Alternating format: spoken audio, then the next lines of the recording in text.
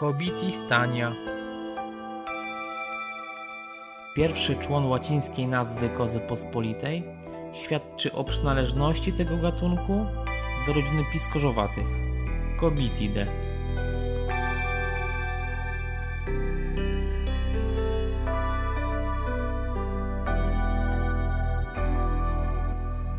Z drugą częścią łacińskiej nazwy związana jest ciekawostka językowa.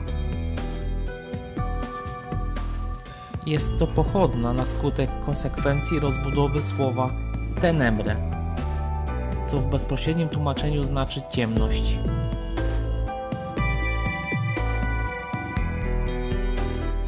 Natomiast nasze pochodne do ciemności, słowo tenia, tłumaczy się wieloznacznie jako opaska na oczy, na oślep, po omacku.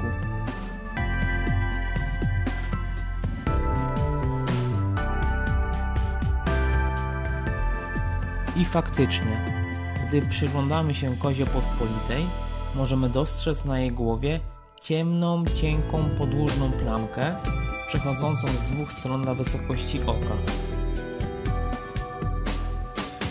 Dzięki temu szczegółowi ubarwienia ryba wygląda, jakby miała zawiązaną opaskę na oczach.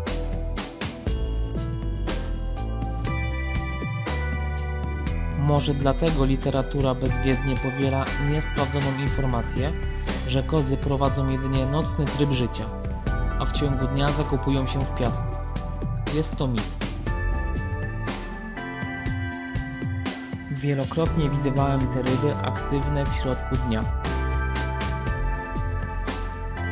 A kiedy odwiedzałem je nocą, wypoczywały razem z mniejszymi rybami.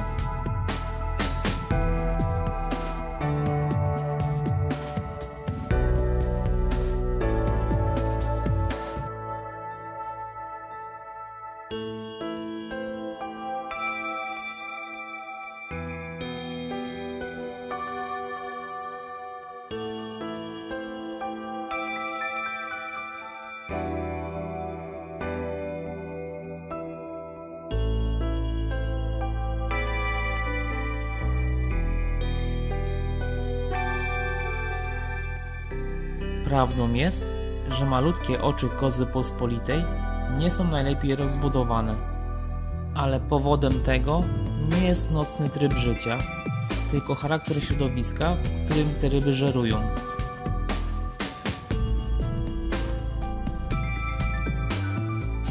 W czasie żerowania, w postaci przekopywania dna, i tak wzrok nie jest tym rybom zbyt mocno potrzebny.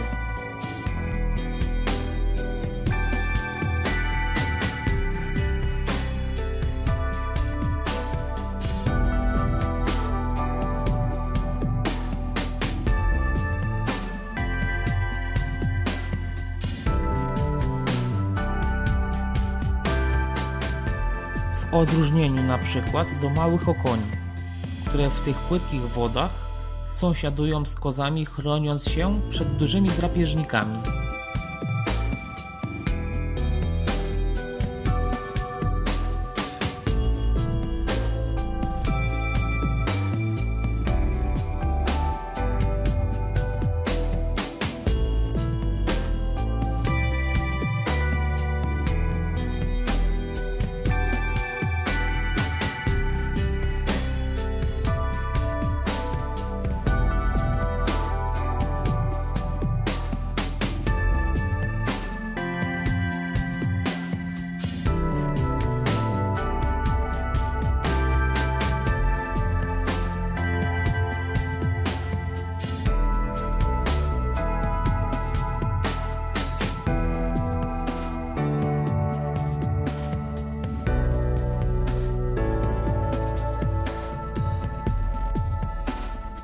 Wzrok to dla okoni jeden z ważniejszych zmysłów biorących udział w wyszukiwaniu pożywienia.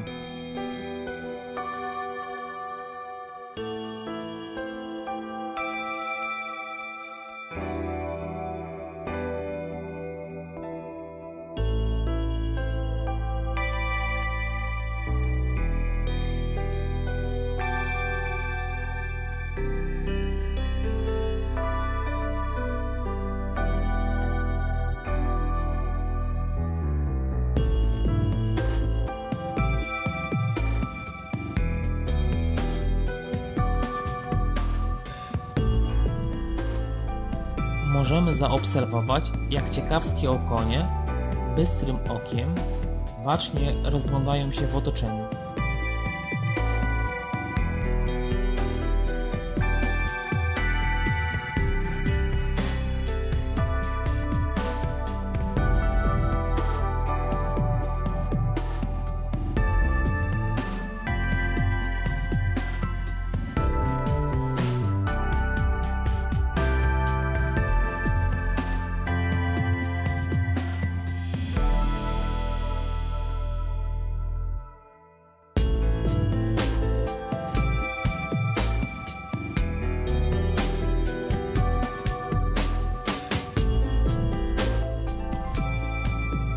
Wzrokiem wyszukują ruch.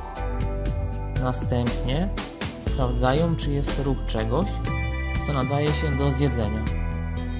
Po czym atakują swoją ofiarę.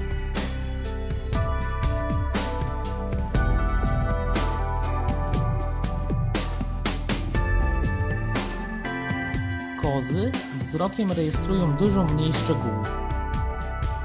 Mają za to bardzo czułe i rozbudowane zmysły węchu i czucia. Oczywiście są w stanie wzrokiem ocenić skalę ewentualnego zagrożenia.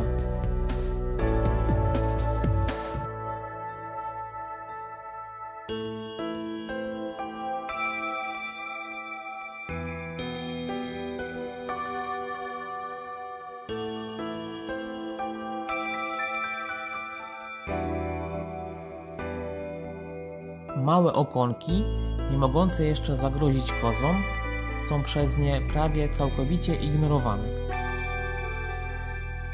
A i małym okoniom obecność kóz wydaje się być zupełnie obojętna.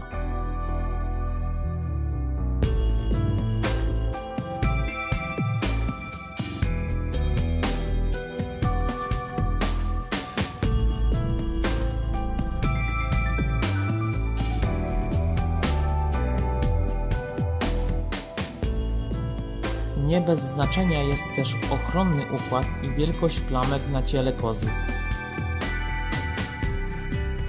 Do dziś naukowcy, opisując ubarwienie kozy, mówią o tak zwanych strefach Gambetta. Paski są utworzone z różnej wielkości posegregowanych plamek. Niesamowity wzór stref Gambetty powoduje, że drapieżnik w pierwszym odruchu zapatruje się i nie atakuje. Nawet człowiek, przypatrując się uważnie tym plamkom na ciele kozy, ulega fascynacji, a nawet częściowej hipnozie.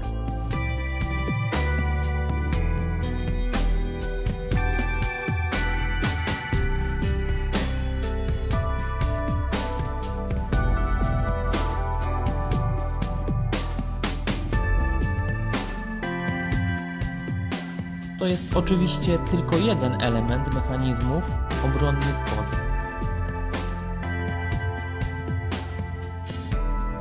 Kolejny odcinek o kozie pospolitej już niebawem.